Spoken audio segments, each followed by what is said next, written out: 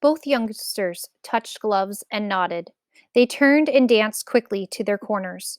Their head towels and dressing gowns were lifted neatly from their shoulders by their trainer's nimble fingers.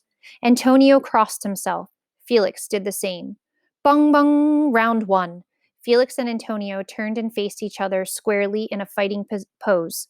Felix wasted no time. He came in fast, head low, half hunched toward his right shoulder, and lashed out with a straight left.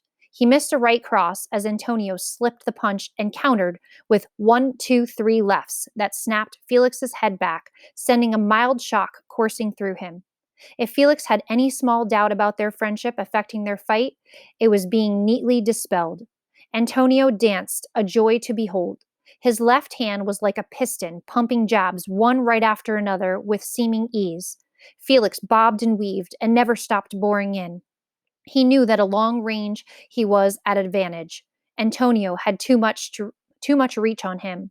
Only by coming in close could Felix hope to achieve the dreamed of knockout. Antonio knew the dynamite that was stored in his Amigo brother's fist. He ducked a short right and missed a left hook.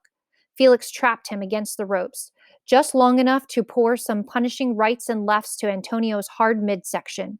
Antonio slipped away from Felix, crashing 2 lefts to his head, which set Felix's right ear to ringing. Bung! Both amigos froze as a punch well on its way, sending up a roar of approval for good sportsmanship. Felix walked briskly back to his corner. His right ear had not stopped ringing.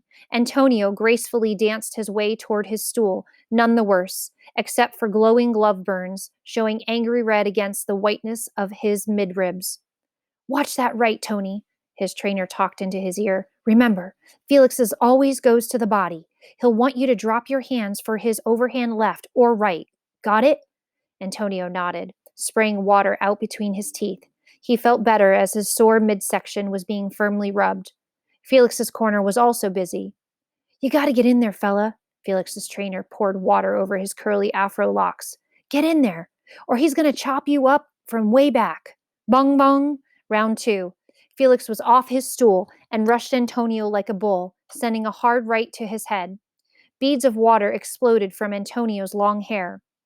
Antonio, hurt, sent back a blurring barrage of lefts and rights that only meant pain to Felix, who returned with a short left to the head, followed by a looping right to the body. Antonio countered, with his own flurry, forcing Felix to give ground, but not for long. Felix bobbed and weaved, occasionally punching his 2 gloves together. Antonio waited for the rush that was sure to come. Felix closed in and feinted with his left shoulder and threw his right instead. Lights suddenly exploded inside Felix's head as Antonio slipped the blow and hit him with a piston-like left, catching him flush on the point of his chin. Bedlam broke loose as Felix's legs momentarily buckled. He fought off a series of rights and lefts and came back with a strong right that taught Antonio respect. Antonio danced in carefully. He knew Felix had the habit of playing possum when hurt, to succor an opponent within reach of the powerful bombs he carried in each fist. A right to the head slowed Antonio's pretty dancing. He answered with his own left at Felix's right eye and began puffing up within 3 seconds. Antonio, a bit too eager, moved in too close, and Felix had him entangled into a rip-roaring, punching toe-to-toe slugfest that brought the whole Tompkins Square Park screaming to its feet. Rights to the body, left to the head, neither fighter was giving an inch. Suddenly, a short right caught Antonio squarely on the chin. His long legs turned to jelly, and his arms flailed out desperately. Felix, grunting like a bull, threw wild punches from every direction. Antonio, groggy, bobbed and weaved, evading most of the blows. Suddenly, his head cleared. His left flashed out hard and straight, catching Felix on the bridge of his nose. Felix lashed back with a haymaker, right off the ghetto streets. At the same instant, his eye caught another left hook from Antonio.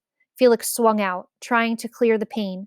Only the frenzied screaming of those along ringside let him know that he had dropped Antonio. Fighting off the growing haze, Antonio struggled to his feet, got up, ducked, and threw a smashing right that dropped Felix flat on his back. Felix got up as fast as he could in his own corner, groggy, but still game. He didn't even hear the count. In a fog, he heard the roaring of the crowd, who seemed to have gone insane. His head cleared to hear the bell sound at the end of the round. He was very glad. His trainer sat him down on the stool.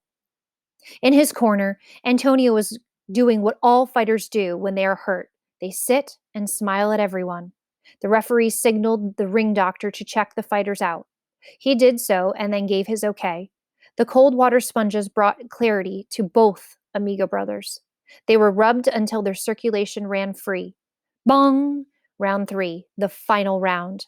Up to now, it had been tic-tac-toe, pretty much even, but everyone knew there would be no draw and that this round would decide the winner. This time, to Felix's surprise, it was Antonio who came out fast, charging across the ring. Felix braced himself but couldn't ward off the barrage of punches. Antonio drove Felix hard against the ropes. The crowd ate it up. Thus far, the two had fought with mucho corazon. Felix tapped his gloves and commenced his attack anew. Antonio, throwing boxer's caution to the winds, jumped in to meet him. Both pounded away. Neither gave an inch, and neither fell to the canvas. Felix's left eye was tightly closed. Claret red blood poured from Antonio's nose. They fought, toe to toe. The sounds of their blows were loud in contrast to the silence of a crowd gone completely mute. The referee was stunned by their savagery. Bong, bong, bong! The bells sounded over and over again. Felix and Antonio were past hearing. Their blows continued to pound on each other like hailstones. Finally, the referee and the two trainers pried Felix and Antonio apart. Cold water was poured over them to bring them back to their senses. They looked around and then rushed toward each other. A cry of alarm surged through Tompkins Square Park. Was this a fight to the death instead of a boxing match? The fear soon gave way to wave upon wave of cheering as the two amigos embraced. No matter what the decision, they knew they will always be champions to each other.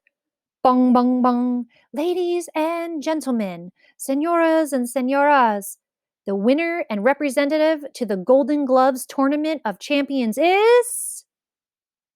The announcer turned to point to the winner and found himself alone. Arm in arm, the champions had already left the ring. The end.